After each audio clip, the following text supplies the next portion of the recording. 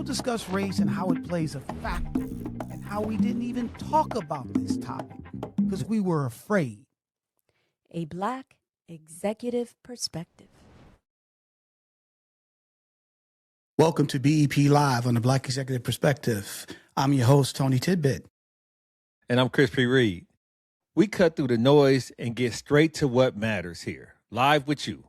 Power, politics, culture, leadership, and the moment shaping our lives right now. No filters, no safe take, just honest dialogue and real accountability. So let's get into it. Absolutely, my friend. So last night, we marked the birthday and legacy of Martin Luther King Jr., a man who fought to make America live up to its own promises. Tonight, we're drawing a direct line from the Civil Rights Act to today, where Donald Trump is claiming that white Americans are being treated unfairly.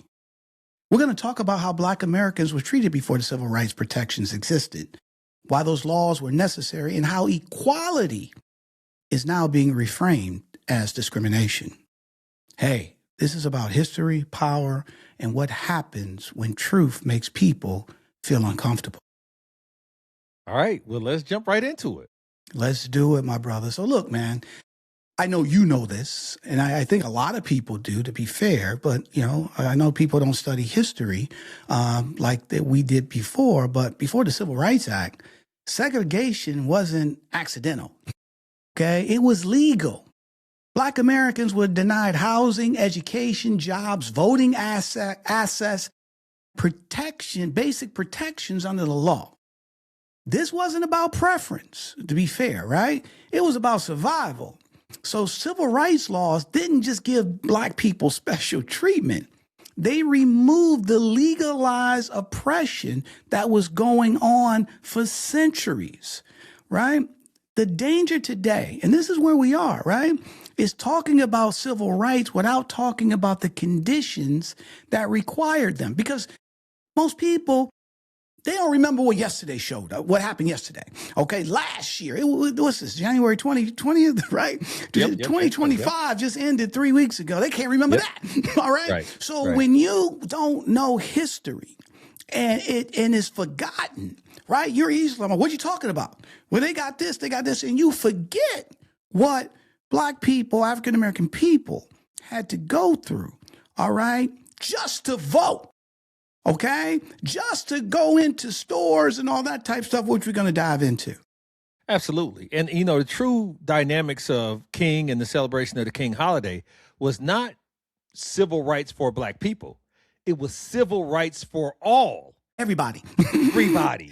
He wanted a society that was civil to everyone. So it shows you that there was a level of instability and non-civil treatment to Black and brown folks in general, women and all of that, right? But he wanted civility for everyone. And so exactly what you're saying, Tony, people don't know what time at that time, this is not a new thing. This was going on for a very long time before a groundswell finally came up to the point where it made enough sense, not only for Black people, but keep in mind, there was no Black senator, House of Representatives, Senate majority leaders.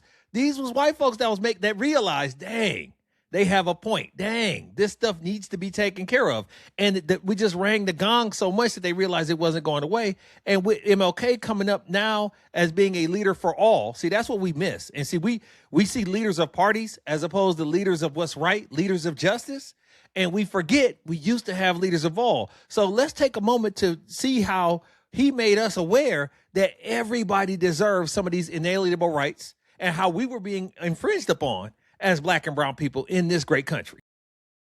What is it about the Negro?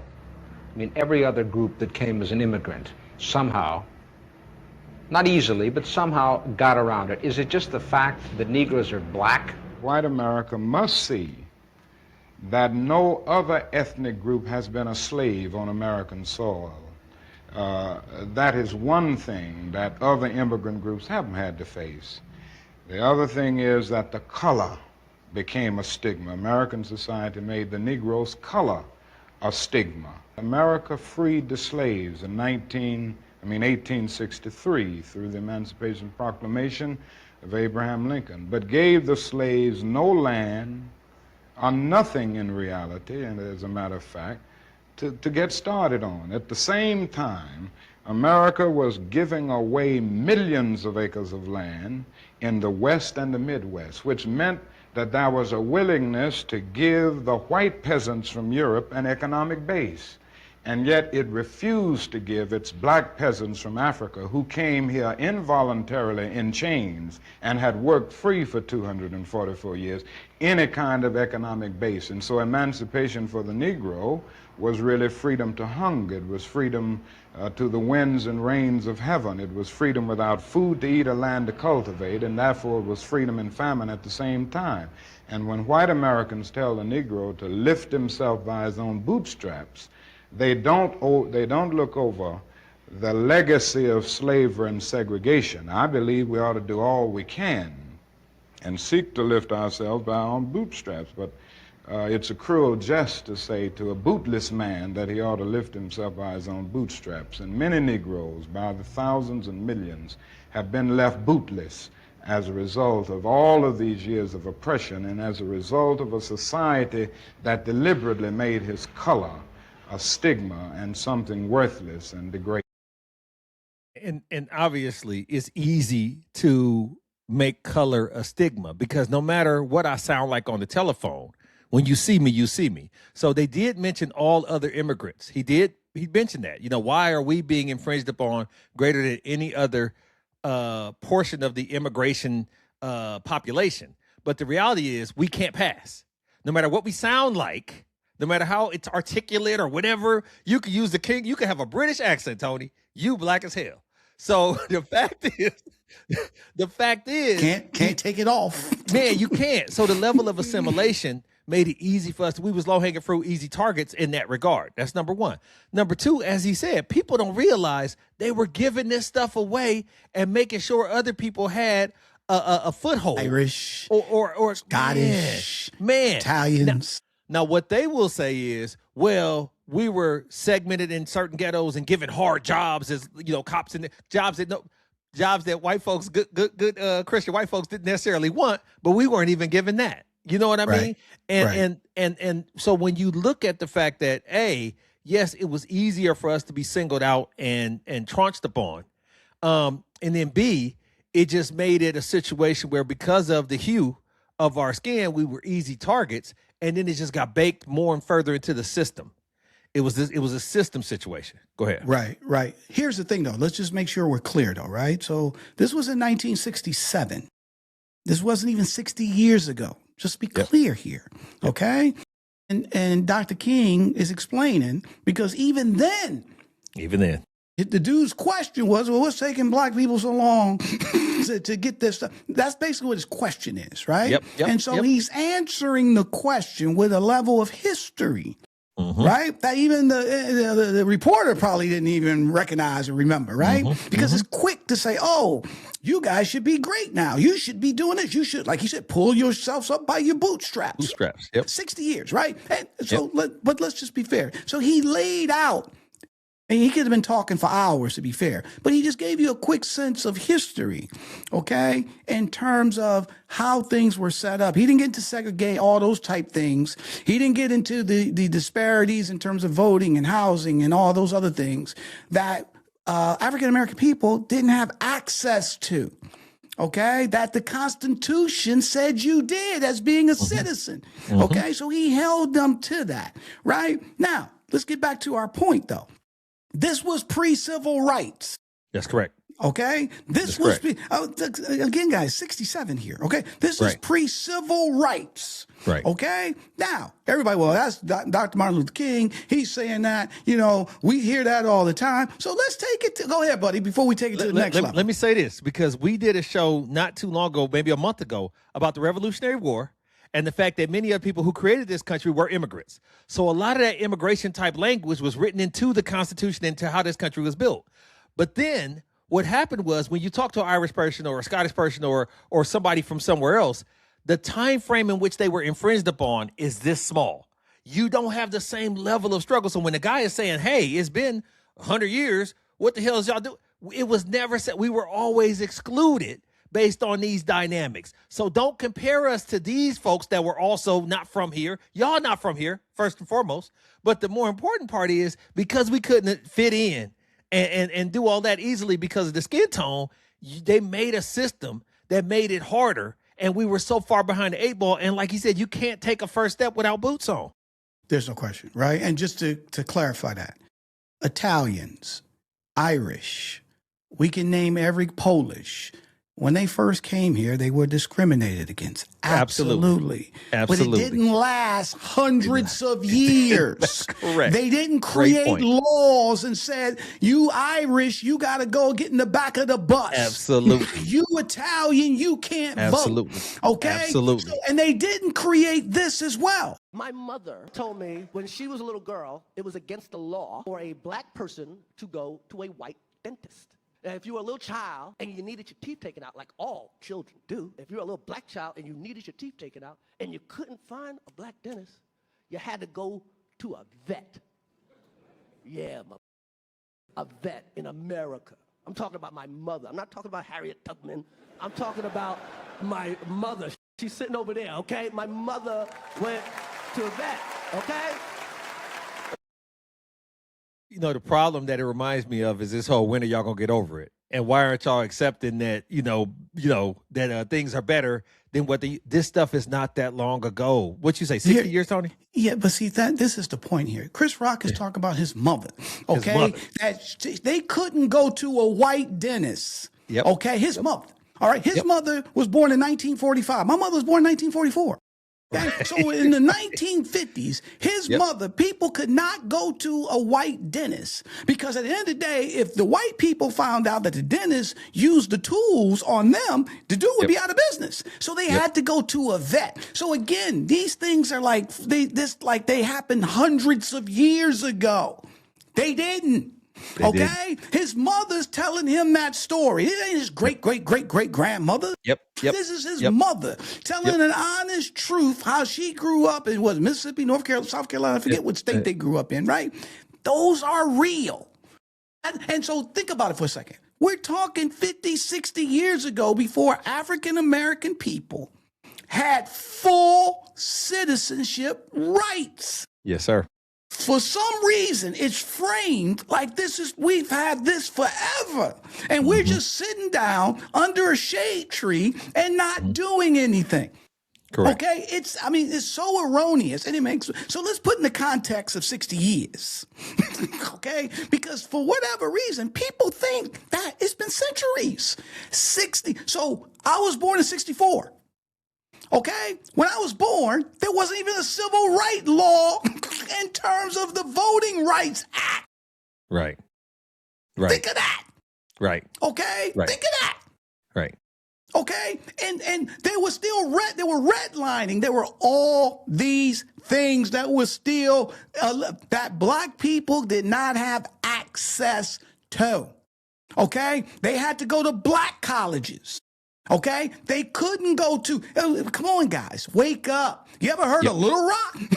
You ever heard where the governor or in Alabama where they stood in front of the door? And was it James Meredith and Little Rock, right? And I forget it was James Meredith was Alabama. You had the Little Rock Nine and Arkansas, right? Where both governors, both governors stand before the door and it was like, what's his name? I forget his name. Wallace. Yeah, Wallace. Segregation now, segregation for days, segregation forever. Okay? Think about that. This was during my lifetime. Yes. You have first-person accounts. We have first-person accounts, literally, today, this day in the calendar, you can get a first-person eyewitness account of what was going on. All right? And so all of a sudden now, this is like, oh, you guys, what's going on? You kidding me. You kidding me. Mm-hmm. Yeah. But once again, people who don't want to know won't look, won't ask, won't inquire, and they'll just bury their hair in the sand and accept whatever narrative they're provided. But the idea of, it's the oldest trick in the book, right? You married. So the oldest trick in the book when you're young is when she mad at you, you act like you mad at her. You know what I'm saying? You know what I'm saying? So in the idea of we've shown you evidence of discrimination. And now all of a sudden you acting like, you know what I'm saying? I'm infringed upon too. Yeah, I'm hurt too. My sensitivities have been challenged as well. That type of, it's just we should be better than this. We should have grown from this. But I think it's hard to grow when people are purposely. My mom used to say this: I'll put you on my back, but don't drag your feet. So if you got somebody, think about this physically. You putting somebody on your back to carry them, and then they let their feet drop and hang and dragging it to make the carry that much harder. You putting yourself in a situation where you are making it hard for us to get past these things and get over these things because you aren't letting the system do as instructed or as intended. Here's the thing, though, bro. It's not. So I'm missing your point here. So when you said, so who are you talking about? I'm talking about the administration now. Okay, so then be specific. Okay, so be specific. Yeah. So what are you talking about? The administration now today. So think about it like this. At the time, I think Lyndon Baines Johnson was the Senate president. Civil Rights Act, 1964, okay? You with me? Yeah, bro, but let's go to what Trump said first, then let's go back to that. Okay, cool. Does that make sense? We was on the history, so I was getting in my history back. No, I get it. But let's make the parallel. Then let's go back to that, right? Cool. Because when you were saying people dragging, who's the one that's saying that this shit wasn't real, okay? Or it's like it was unfair to other people, right? So let's dive into that. Right. Let's go now to a new nugget from President Trump's 3-hour interview with the New York Times. He told reporters civil rights led to white people being, quote, very badly treated. The Times characterized his comments as a blunt distillation of his administration's racial politics, which rest on the belief that white people have become the real victims of discrimination in America. Here's what the president said when asked about race and his immigration policy. I want to ask if part of your immigration agenda is also aimed at changing the racial makeup of this country. No, not at all. Is part of this agenda aimed I at just want people that love our country. Well? It's very simple. I want people that love our country. I want people that respect our country, respect the laws of our country. See, he wants people to kiss the ass of America. He wants people to bow down and say, oh, I appreciate you coming and allowing me to be here. Thank you so much for allowing me to be here. Thank you. Certain amount of people, certain folks, if they have, he either want them to pay for it or he want them to beg for it, right? But the Constitution was written with inalienable rights and things that are reserved for American citizens. Now we're trying to segment who's an American citizen. But what old man Grandpa Trump doesn't understand about his recollection of civil rights is that these people, your peers, your predecessors, understood the need for the black folks don't make laws in 64. You get me? It's Mike Mansfield, the majority leader. It's John McCormick, the Speaker of the House. These folks, but his cognitive, faculties are becoming in question too, Trump. So maybe he got early onset or something. But the reality of it is, in the idea of, I want to make the country better by causing divisiveness and making white folks victims. I don't see how there's a direct line to that. I don't see how he feels like something that was determined by the lawmakers at the time, which were all white, to be something that was required based on the evidence was a bad idea or a bad thing when the data doesn't support it. What the data did support was prior to the Civil Rights Act, you could bring case after case after instance, people going to the veterinarian to get their teeth pulled. Like, it was too easy to discriminate against those who weren't white, non-whites. The laws did not make it easy to discriminate against whites. That just didn't happen. Chris. Yeah. So here's the thing, though, bro. Yeah. So I hear you, and nothing you're not saying is not factual. So I'm all that. Here's the thing: the dude's doing it on purpose. Okay, you can go all day long, right. in terms of the facts. It's on purpose. Okay, so let's be fair. Let's dive deeper into what specifically he said, and then let's comment to it. Okay. Okay. White people were very badly treated, where they did extremely well and they were not invited to go into a university to college, Trump told the New York Times, referring to affirmative action in college admissions, which was struck down by the U.S. Supreme Court in 2023. The president added So I would say in that way, I think it was unfair in certain cases. The president continued his thoughts about the Civil Rights Act, telling the Times, I think it was also, at the same time, it accomplished some very wonderful things, but it also hurt a lot of people.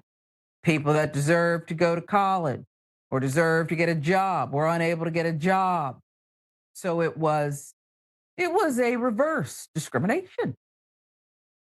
First of all, I don't believe in the term reverse discrimination because discrimination has an absolute value. That's number one. To anybody that's uneducated, think about that, marinate with it. Discrimination is discrimination, period. Number two, he's saying that people who could have went to college didn't. That's exactly why the act was in place, was because there was qualified individuals that could get jobs and that could go to college that weren't allowed the opportunity. What is he? It didn't exclude anyone. So look, bro, I hear you, right? But so I don't want to say, but the thing is, we know that most people, here's the thing though. We just got finished talking in our first segment about most people they can't remember about last year. Right. Okay. They don't, right. The context of civil rights seemed like it was hundreds of years ago. Right. Okay. So you right. can say stuff like that. And if you had said this in 67 or 72, right, you would have had a ton of more people screaming like, what is he talking about? It wouldn't even be an issue.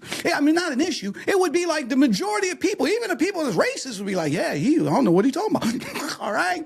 But when you're in a situation today where people are divided and you use race to divide people, okay? And at the end of the day, the majority of people are social media fanatics. I told you, they can't remember yet. They don't know nothing. Buddy, I'm just telling you. So you can do this. Plus, there's a bigger strategy, Chris. Right. Okay. Right, so right. this ain't just somebody throwing something out there.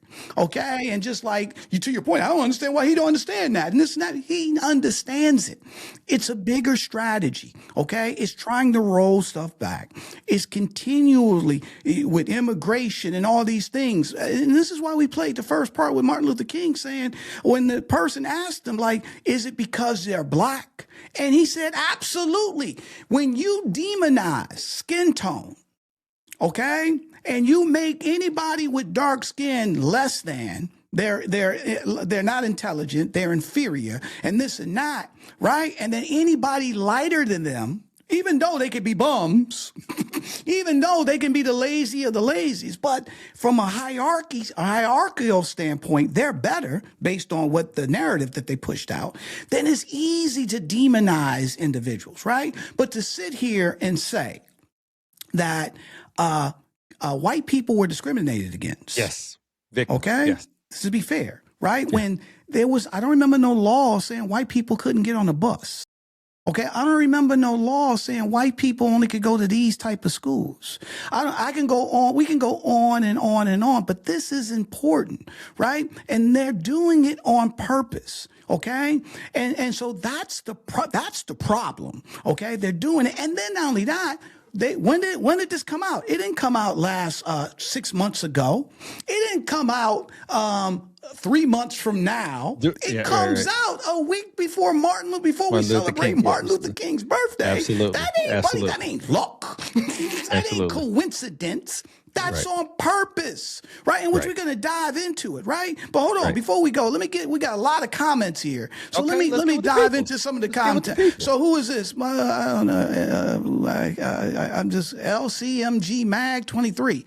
So right, Chris, let me put it up on the screen here, right? Chris, you're right. Martin Luther King was the leader of the party. He was a leader of a movement and a movement. He called out shortcomings for those who failed to act in unity, whoever they were. Exactly. There was no Asian senators in 1965. There was no Hispanic congressman in 1965. There was no women, okay, that was running for office in So you see my point here, okay? Right. So excuse me, that was your point, right? And so we got Reginald here. What does Reginald say? He says, what did he say? History is something that continues to reveal truth. Are we repeating it? That's an excellent point, buddy. But most people don't read. Right. They don't know. They don't, because they don't want to know. You remember the flick, what was that? Remember what was that? Remember the Titans? Okay. When what was it? Sunshine was trying to take them out for like a bite to eat after Dinner, practice. yeah. And what Petey said, man, we can't go in there. They don't want us to go in there, which was in Virginia in the 1960s. Excuse me. This was in the 70s, early 70s. Right, 70s, yep, True story, right? So so again, and he was like, they don't want. He said, no, man, it's on me. And then they tried to go in, and then the bar owner, the restaurants, you guys can. Those boys got to go to the kitchen and get the food and blah, blah, blah, blah, blah. And then he got out and Petey was mad. And he was like, man, he said, man, I didn't know. And he was like, he didn't want to know. That's right. Okay? That's right. And a lot of people don't want to know.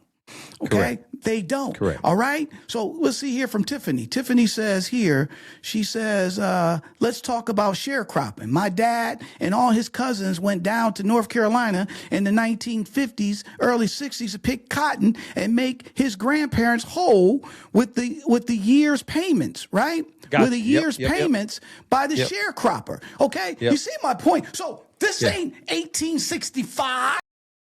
She's saying in the 1960s, late 50s and 60s, right? So we can go on and on. Who we got here? We got Reggie again. The propaganda, what do you say, Reg? The propaganda that was written about African Americans made us second-class citizens of the Republic. We are the people, we the people never apply. Absolutely. All right? Everything that was written in the Constitution, right? Well, I think I remember I saw this clip Martin Luther King Jr. did a while ago, and he was like, all we're asking America is to keep your promise of what you put on paper. That's right. That's All right. right? That's written. Right. Okay? That's right. And so, and he said, how did we get here, right? And then, who is this? LCMGS. Tony, you have spoken before about the power of young people to make change. One of Martin Luther King's many great legacies were the empowerment of young people into the civil rights movement. Absolutely, right? Here's the thing, though, man. I mean, excuse me, I'm LC. Here's the thing. The other thing, I think the Greensboro sitting in many moments led to the college-age students. Can we speak to how leaders can motivate the next generation? Here's the thing, man. So excellent point. And you don't have that type of, I don't want to paint broad brushes here because obviously there's probably young adults in pockets of America that's pushing back and trying to do stuff and registering people to vote and all that type stuff, right? Here's the thing though. When I was growing up, the difference is history was passed down. Okay? Black people was telling your families always taught you and told you what time it was, okay? And you kept that legacy and that understanding of what we were always fighting the struggle. Remember, and again, I grew up in Detroit. You grew up where? Okay. What did your when your mother or your father tell you when you were a kid growing up and how you had to, when you had to get a job and stuff, how did you have to act? How did you have to act? Man, you got to be proper, prim, pristine, all of those. And then what else? You had to work what? Work you hard. had to work twice as hard. Twice you as had hard. to show, Yeah, right? black tax. Right, right. Yep. So those things you grew up with, your parents were telling. I know my mother told me, right? You got to do this, you got to do that, you got to do this and that, right? And then to be fair, this is the other part that we have to look at, is that we are living on the backs of the Martin Luther King Jr.'s and all the people that died and fought for us to have our rights today. To be fair here, all right? We wouldn't think about it, bro. You know, we've been blessed in our careers and the whole 9 yards, and a lot of you who are on our watching our show, you have as well, okay? Had those people not did what they did, we wouldn't be sitting here with what we have today. That is a fact, right? Now, once you start getting that, you start becoming lazy. You start saying, we arrived, okay? We made it. We don't have to know about history no more. Those days are gone, blah, blah, blah, blah. And that's just part of milking down that struggle, and not just struggle, that pride, that history, and understanding that this will always be a part of who you are, and you have to always be cognizant and understanding that at any time they can pull the rug from under you, which they're doing now, right? Yeah. And it's not. So to your question, That's what we need to do with our young people, right? Go ahead, Chris. I got a different answer, and so I'm going to give you two history lessons. One of them is a universal history lesson of the United States of America. The children of World War I came from the Great Depression. And the reason why that becomes important is because we were in the Depression, and then we got into the war, but the Depression made everybody had to pony up and stick together and combine resources and struggle together to make us more collective. So they call them the greatest generation because they came from a sense of unity because they didn't have anything. Cool. Then they came out of that war and started making businesses with that same mentality. We got to build this great nation together. That's why they call them the greatest generation. Now, the second history lesson is a sports one. It's Tiger Woods. Tiger Woods was kicking ass constantly to where they started changing the courses to match what they called it tiger-proofing the courses. He was doing so well that they changed the whole system to go against him. The reason why these young folks, first of all, the lack of struggle, like Tony just talked about, for us to have a collective unity, doesn't exist like it did in the civil rights era. That's number one, just like the greatest generation. The second part about tiger-proofing the courses is, soon as Stacey Abrams almost got the governorship, they changed the districts, they tiger-proofed it. As soon as we get some headway, they're not going to let this stuff happen again. They're going to keep redistricting. They're going to keep changing laws and doing what he's doing now to make sure we don't, as soon as we start getting ahead above water, good times, make it the way that we can, temporary layoff, he going to come in and change some stuff to where we always on a swivel. You called it the chaos theory a year ago. You was like, it's just going to be, rapid fire muzzle flashes and all that. And that's what this is. It's not just a distraction from the Epstein files. It's all of that. They're hitting us with so many things that we can't solidify our leadership, young folks, to be coordinated on a sense of what we should do because there's so much stuff to do now. That's what the answer is. Yeah, I mean, I can. So here's the thing, though. Okay.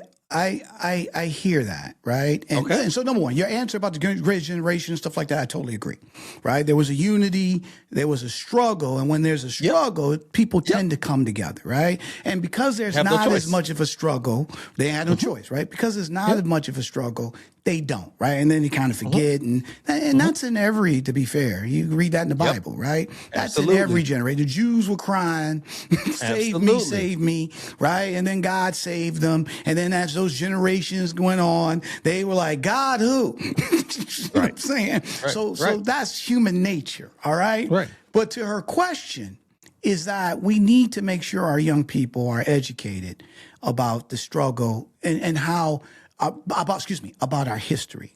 And because when you know the history, then you're not going to, I think Reggie wrote it, you try not to repeat it, or you will see things that come up and you say, we're going backwards and stuff to that nature, right? Here's the thing though, Chris, I want to get into why this is happening, right? Because these things these are calculated. Correct. Okay. Correct. They're calculated. All right. And we need to understand that at the end of the day, these things, there's a strategy that's going on, okay, to try to, well, we know, make division. We know that, right? But also try to turn the clock back because we know white people haven't been discriminated against at some type of levels and stuff to that nature based on the civil rights. Stop. And they're peeling this shit back over and over. It doesn't really matter, right? But let's go into what the real thing is, because you said you don't believe in reverse discrimination, right? However, now we've seen them peel back DEI type stuff. And I think I was chatting with somebody else. I'll forget who. She worked for the government. Oh, it was what's her name? Tarika, who came on, the government lawyer, who was down in Atlanta. Yeah. And she talked about how now they strip, you can't, for the EEOC, before, if you had a workplace situation and they fired me because I was black or a woman or Hispanic, and you had a recourse where you could go and file claims. And then, but now they've shut, once they came in and started slashing all the DEI stuff, they kind of shut that down, right? But at the end of the day, did they really shut it down? Trump's remarks are his most explicit embrace of reverse discrimination and come a month after the president's chair of the Equal Employment Opportunity Commission, which is responsible for enforcing civil rights laws against workplace discrimination, issued a PSA to white men. Let's remind you. I'm Andrea Lucas, chair of the U.S. Equal Employment Opportunity Commission. Are you a white male who's experienced discrimination at work based on your race or sex? You may have a claim to recover money under federal civil rights laws. Contact the EEOC as soon as possible. Time limits are typically strict for filing a claim. The EEOC is the federal agency charged with enforcing federal anti-discrimination law against businesses and other private sector employers. The EEOC is committed to identifying, attacking, and eliminating all forms of race and sex discrimination, including against white male applicants and employees. Check out EEOC.gov to learn more and read our one-page explainer about DEI-related discrimination. So EEOC, the Equal Employment Opportunity Commission, said specifically to white men, not anybody equally, but specifically to white men, if you have a problem, we'll help you take care of it. The irony of the Equal Employment Opportunity Commission speaking just to a subset of individual, a white male. The thing about it is, because the EEOC exists and because these things were put in place, it wasn't exclusionary language.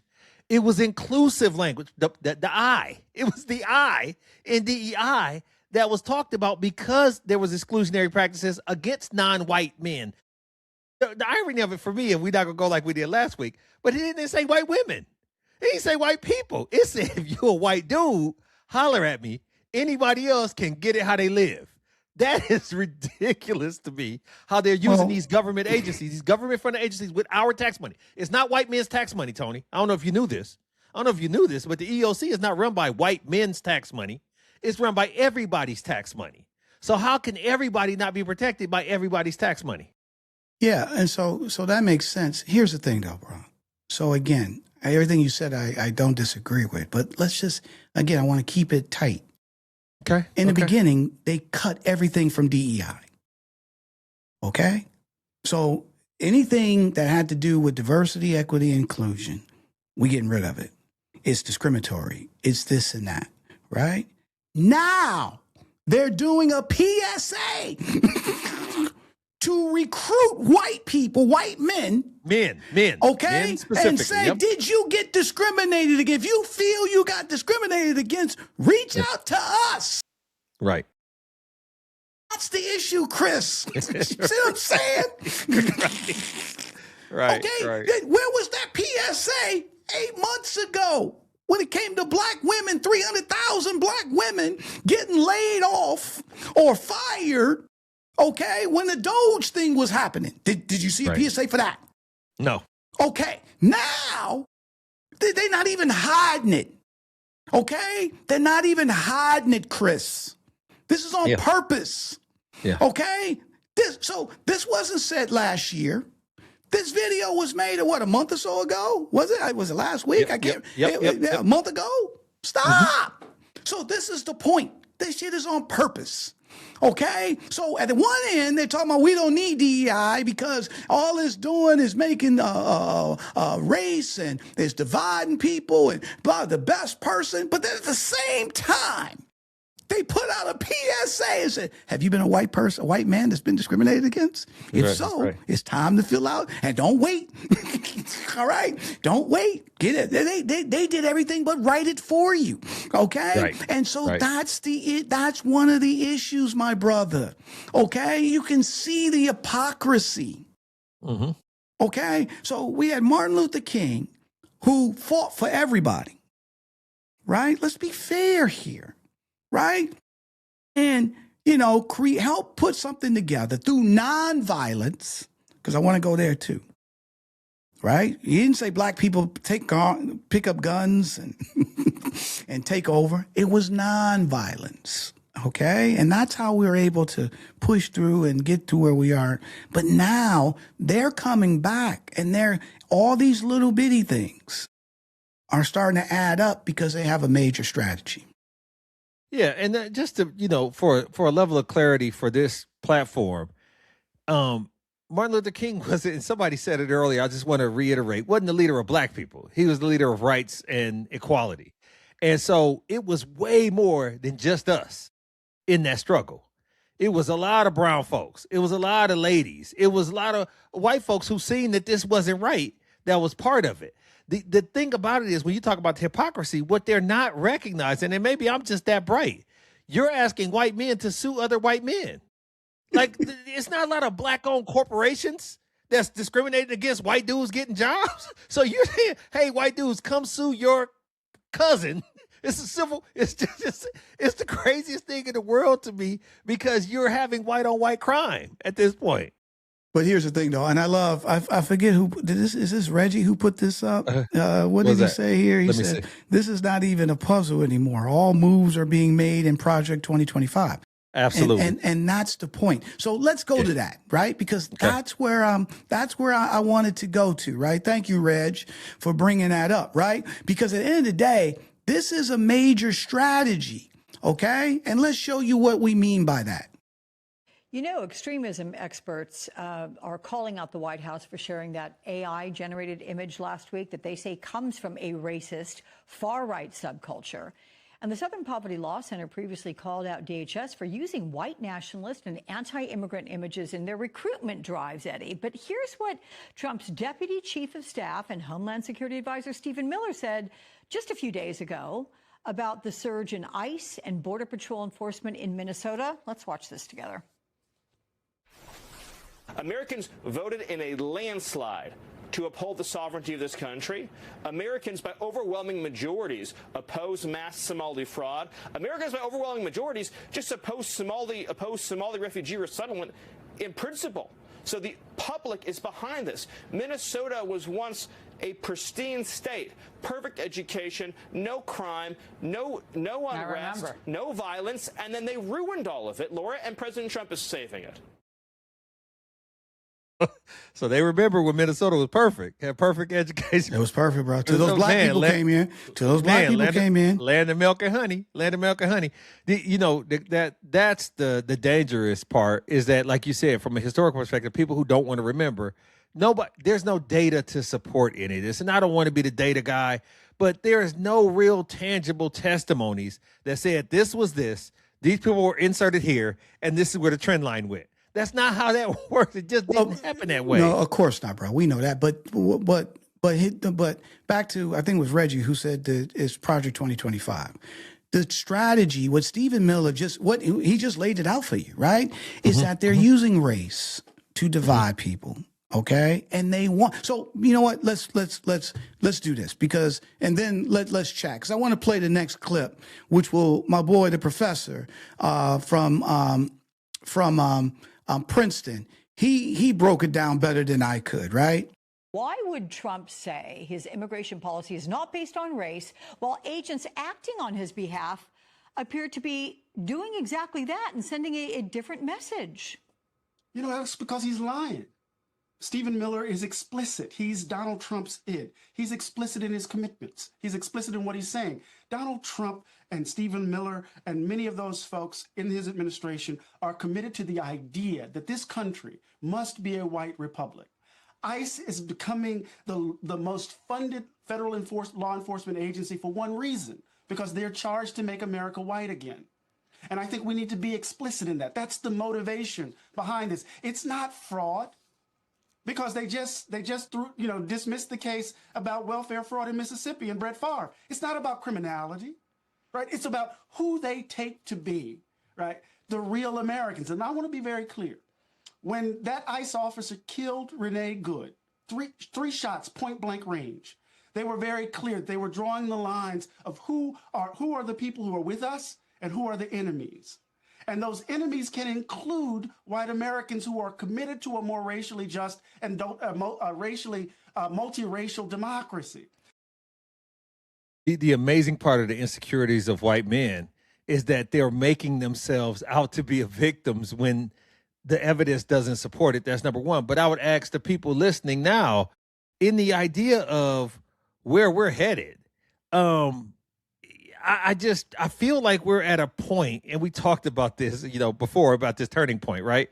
I feel like we're at a point where we're allowing this in Congress, who should be stopping this. People who are in charge are elected to intervene in these things should be standing up and saying something. So my confusion is, somebody please educate me. Why aren't the people that are in charge being grown-ups about this? Because we can't just assume that a lot of people, a lot of old folks, right? Old black folks that I talk to, they feel like, well, if they allowing it, it must be okay because they have our best interests in mind. If they sell it at the stores, it must be healthy, or if the FDA would have stopped it. They forget about cigarettes, right? People forget about cigarettes. Like, if they're allowing the consumption of these things or the proliferation of these things, or if they let him go take over another country, or if they, not to go off into that, but what I'm saying is, where are the guardrails? And because the guardrails aren't being reinforced, we have no choice, if we're not educated, but to assume this must be okay, when everything that's in our being is saying it's not okay. Why are we not being protected? So, but Chris, they don't want to protect, buddy. So Stephen, my man, Doctor. When you say they, but the administration, Project 2025, bro. It's their strategy. Okay. My man just broke it down to you. Right. Okay. Right. At the end of the day, it's about make America white again.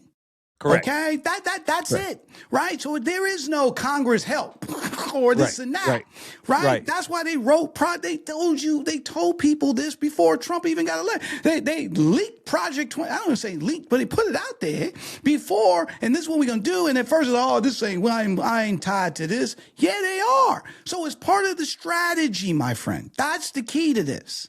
Okay, it's a strategy. Right, but we were built with checks and balances to stop these type of strategies, Tony, with the judicial, the legislative, and the executive branches. Who's supposed to be stopping this, and why aren't they? So, Chris, let me ask you this, man. Yes, sir. Yes, sir. Give it to me. Tell me when Congress, stopped segregation. Why didn't he stop that? Why didn't Supreme Court? Eventually, they did through protests, through time. But why? But they could have did it 100 years ago. Why didn't they do that? Why didn't the Congress, Supreme Court, the judicial didn't turn back voting rights? Right. Why didn't they? Right. Because they didn't want to. They wanted to keep black people oppressed. They wanted to keep this country from a racial identity white. Yep. Okay, buddy? Yep. And so at the end of the day, that's the strategy. And when black people start rising, and to be fair, again, let's go not just to black people, because who's the number one minority from a population standpoint? Public enemy number one, Latinos. Okay, so Hispanics is the number one minority population in the United States. And it's a fact that by 2050, the way things are going, the United States will not be a dominated majority white country. That's correct. Okay, that's a fact. Okay, so now we got to stop that. We got to do whatever we can. So this is why you're seeing civil rights being attacked and rolled back. This is why white men, are you being discriminated? Let us know. This is where you have and let's just go into Minneapolis, the Somalis real fast, right? See, this is, and let's go to your point, common sense type point here. Okay, at the end of the day, they're based on this fraud that happened in Minneapolis. There were, 80, 90, something of that nature, Somalis that were involved in it with the fake child care and whole 9 yards, right? Who was the mastermind? Oh, girl. Who?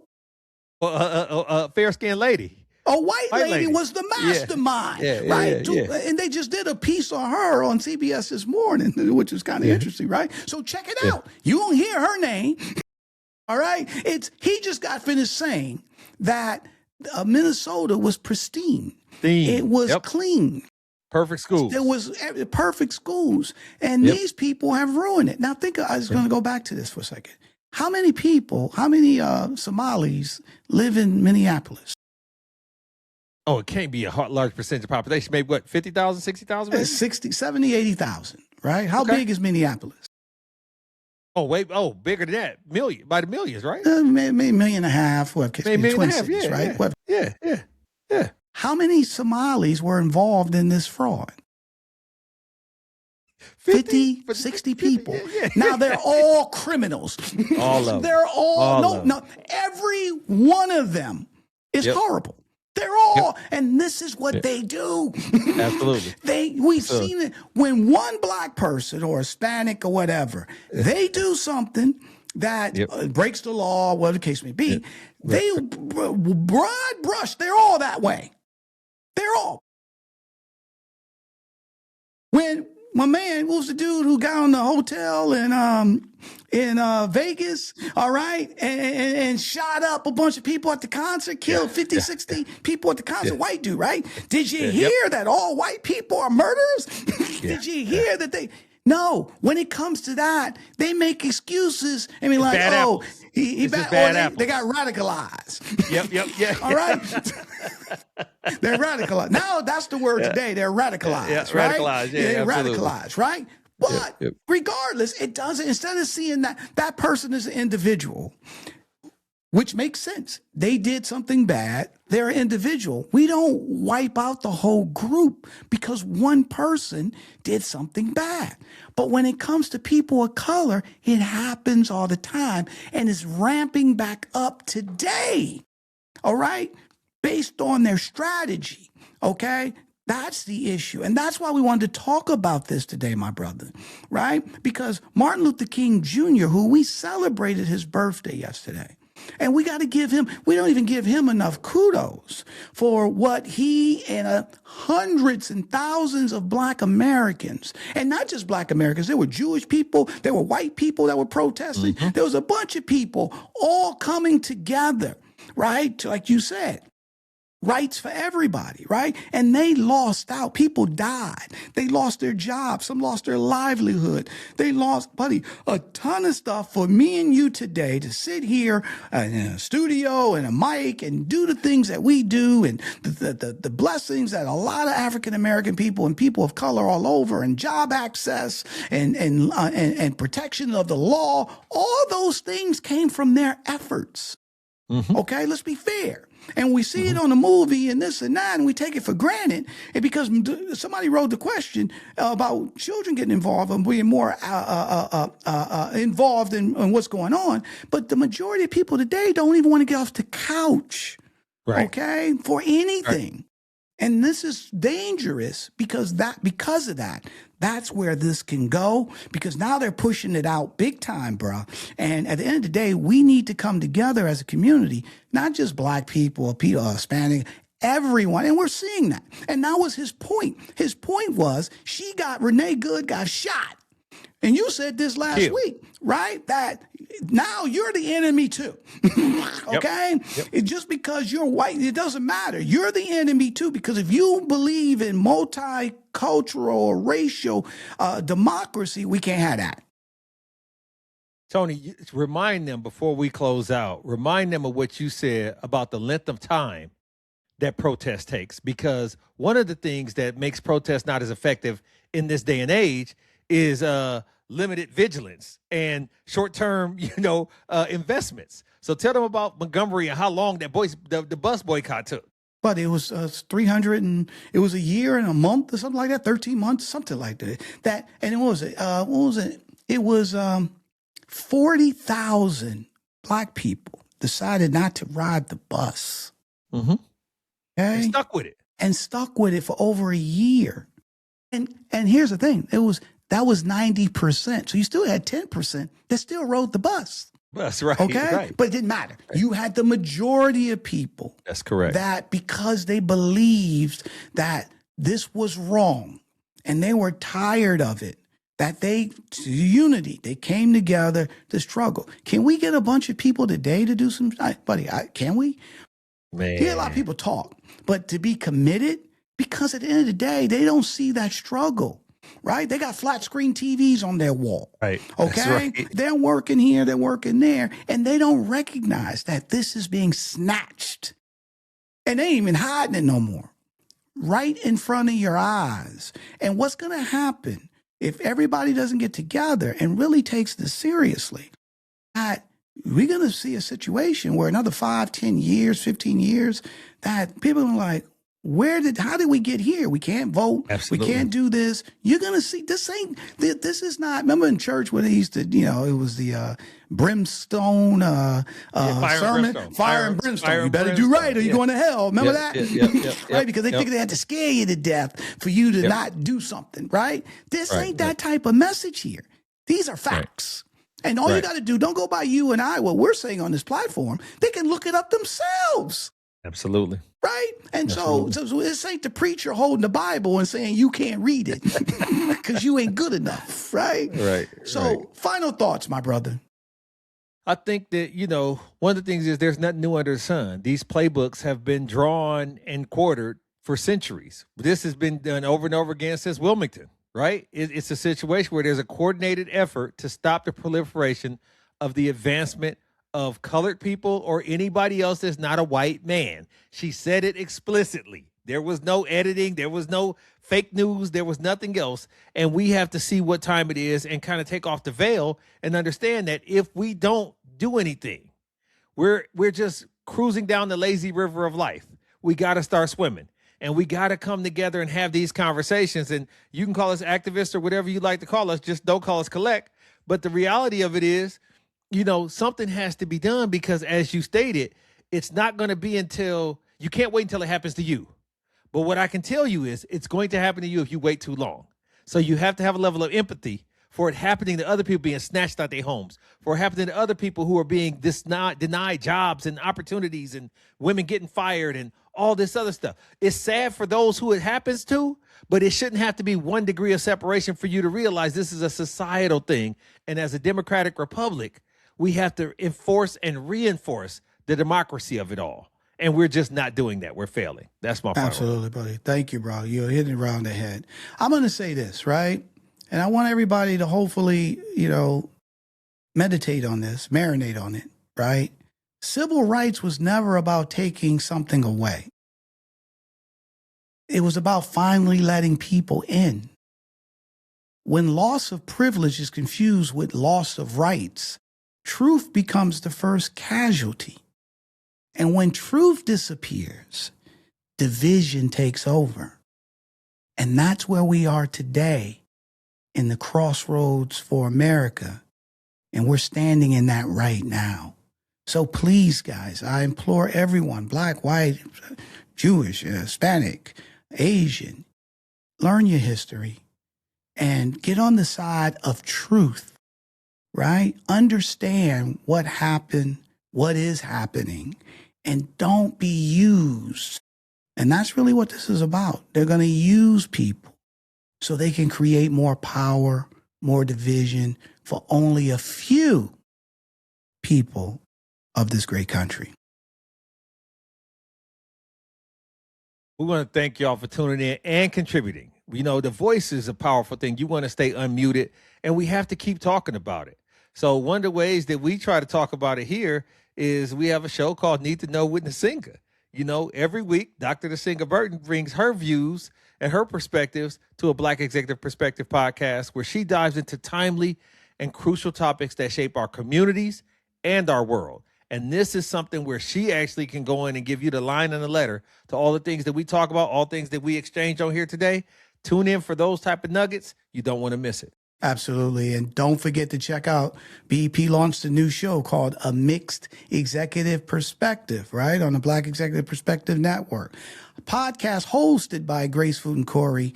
The show explores biracial identity, executive leadership, fear, purpose, belonging, giving voice to perspectives too often left unheard. Honest, thoughtful, and necessary. You don't want to miss it. A Mixed Executive Perspective here on a Black Executive Perspective podcast. Yeah, last Wednesday, she had herself on the couch, boy. It was a therapy session. I mean, my girl Grace is going to kill it. I mean, wait till you see tomorrow's episode. You guys got to, if you ain't following A Mixed Executive Perspective, you need to jump on that because like, I was even listening. We were recording. I was like, for real? Yeah. So, like a Hollywood script. It's like, oh my God, Hollywood, it ain't even Hollywood. It's real, right? It's right, her lived experiences as being a senior executive in the fashion industry, biracial executive. You guys got to check it out because she's breaking it down. You also have to check out Pull Up Speak Up. Don't miss the episode of Pull Up Speak Up. The next episode comes out where our roundtable dives into hard-hitting topics. We bring some people into the room and let them hash it out. Every voice counts. Every perspective sparks change. It's not just talk. It's a call to action. And we want you to join that revolution for Pull Up Speak Up.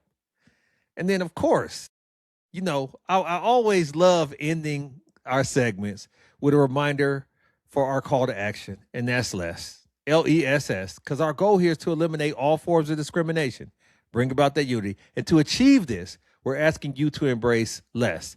The L is for learn. You want to educate yourself on social, racial, cultural, historical nuances so you can speak from an area of informed decisions. Absolutely. And then after you learn, you have the letter E, which stands for empathy. Now, since you've enlightened yourself, and now since you've learned about people that you're not familiar with, now you can be more empathetic because you can put yourself in their shoes. The first S stands for share. You want to share your insights, enlighten others. The worst thing you could do is be quiet. So even if you're not actively out there marching and doing something, speak as often as you can about the truth that's going on in our world. Talk about it. Absolutely. And then after you share, the final S stands for stop. We want everyone to stop discrimination as it walks in your path. As we talked about on this episode, right? People are pushing discrimination of narratives and stuff to that nature out, and it's going unchecked. And we're not asking you to put your life in danger or anything like that. It is as simple as if you're sitting at the Sunday dinner table with Aunt Jenny and Uncle Joe, and Aunt Jenny or Uncle Joe says something that's inappropriate, instead of sitting there with your mouth open being shocked or giggling, you say, Aunt Jenny, Uncle Joe, we don't believe that, we don't say that, and you stop it right there. Believe it or not, just by doing that little bitty part in our own homes and community can make a big difference, because now we'll build a more fair, more understanding world, and we'll all see the change that we want to see, because less will become more. Make sure you tune in next Tuesday's live. Make sure you check out other episodes in the catalog. We referenced some old game that we gave. Go check that out. But be on the lookout for some new game in 2026. We come in hot and heavy as we move forward. But we want you to go to the website and sign up for the newsletter. The monthly perspective is the newsletter. You got to sign up for it. Go ahead and put your clicks in, get that going, and then leave us a review. Let us know what we need to be talking about. And then subscribe wherever you're listening to the podcast. Where can they find us besides here live on Tuesdays, Tony? Well, here, they can find us here on a Black Executive Perspective podcast on YouTube, Apple, Spotify, wherever you get your podcasts. And follow our social channels of LinkedIn, X, YouTube, TikTok, Facebook, and Instagram at a Black Exec. And more importantly, before we sign off, I want to thank all of our listeners who joined us today on this very important topic. Your engagement means a lot. By you sharing your comments, this is great, because this is, Chris and I are not looking to be an echo chamber, and more importantly, I'm always looking for people to disagree and say something totally different. And because this platform is the people's platform, so continue to come and support us. More importantly, when you come next week, bring somebody with you, okay? And let's build this community together. And we also will say, if you're up to it, we would love to have you be a guest on BEP Live, so you can provide your perspective on the topics that we talk on a weekly basis, right? So also for my co-host with the most, my boy down in Dallas, Chris P. Reed. This is my boy. We've been doing this for a while. I couldn't do it without him. And talking about a knowledgeable brother, really love him a lot. But more importantly, we love you. And guess what? We're out. A Black Executive Perspective.